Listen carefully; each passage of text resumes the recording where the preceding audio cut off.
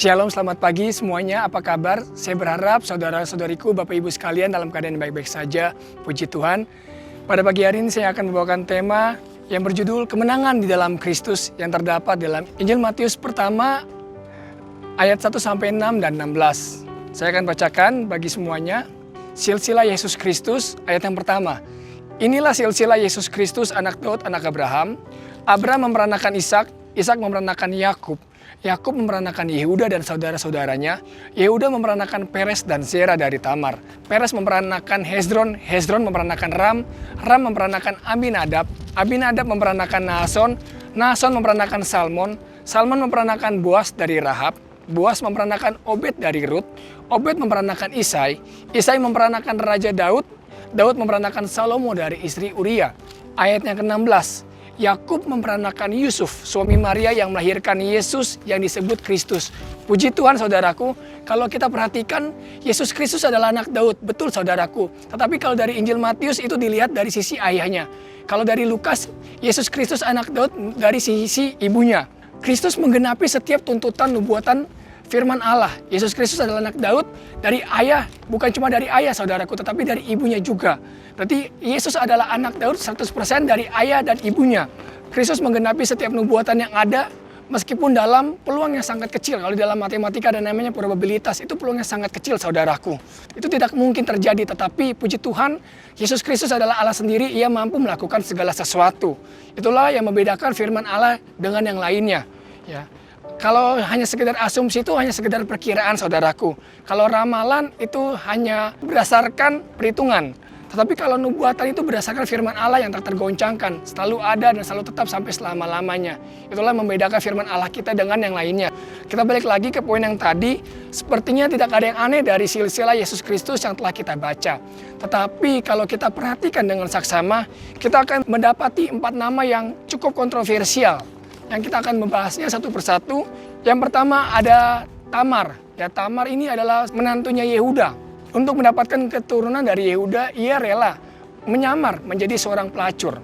Dia orang perempuan Kanaan, saudaraku. Ya, bangsa Goim. Istilah kata itu bukan non-Israel. Lalu yang kedua adalah Rahab. Rahab itu juga perempuan Kanaan. Ya, dia non-Israel, saudaraku. Bangsa kafir. Mantan perempuan Sundal.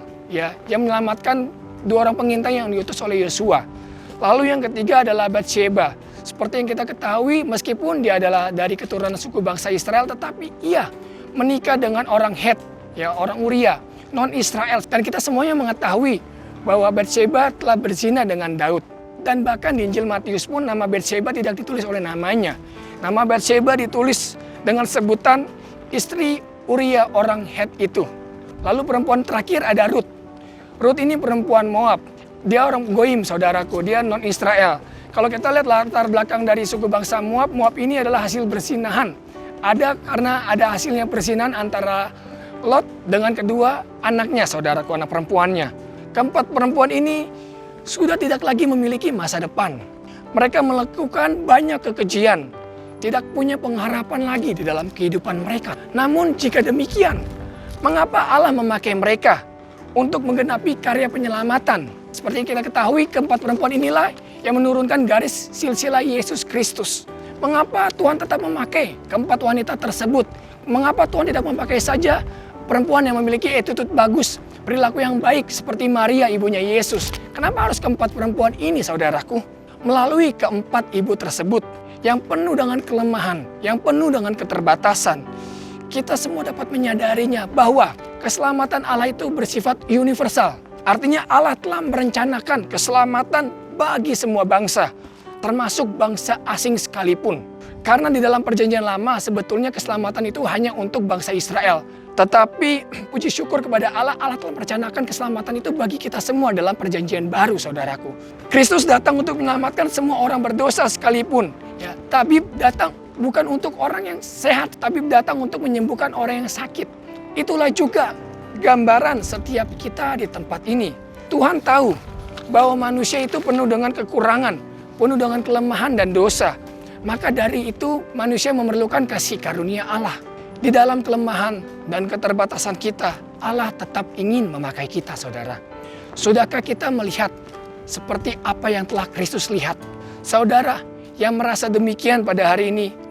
Anda mungkin merasa tidak layak, Anda merasa terpuruk, atau Anda merasa sangat amat berdosa, atau Anda mungkin tidak lagi memiliki pengharapan di dalam Yesus Kristus. Untuk itulah Yesus Kristus datang ke dalam dunia untuk menyelamatkan saudara, serta untuk memberikan pengharapan dan masa depan yang gilang gemilang untuk saudara dan saya. Inilah kemenangan kita di dalam Kristus. Keempat ibu tadi saja bisa dipakai Tuhan secara luar biasa. Terlebih lagi saudara dan saya. Semua tanpa terkecuali. Tidak ada yang layak datang ke hadirat Tuhan. Kita layak bukan karena siapa kita, saudaraku. Kita layak karena kita dilayakkan. Karena ada darah Kristus yang melingkupi kehidupan orang-orang percaya. Orang-orang benar, saudaraku. Allah melihat bukan dosa kita lagi, tetapi Allah melihat korban pengganti yang ada di dalam diri saya dan saudara. Bukan dosa kita lagi, saudaraku. Di dalam karya penyelamatan Allah, ia terkadang atau seringkali Tuhan memakai orang-orang yang terbuang, orang-orang yang penuh kelemahan, orang-orang yang seolah-olah tidak mempunyai pengharapan serta masa depan lagi.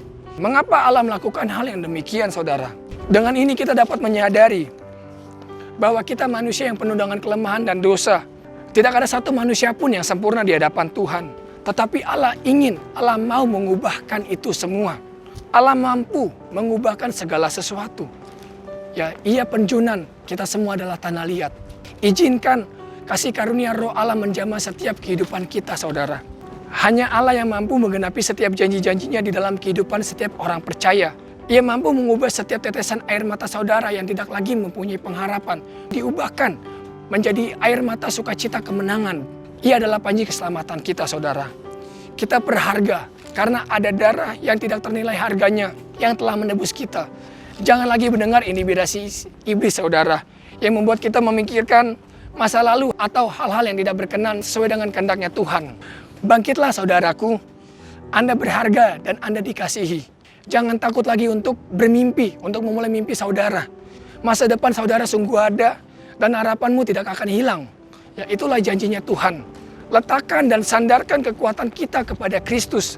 Maka Ia yang akan memampukan Anda untuk melakukan hal-hal yang luar biasa. Jangan kecewa dengan keadaan yang kita alami. Situasi boleh saja seperti tidak menguntungkan kita pada hari-hari ini.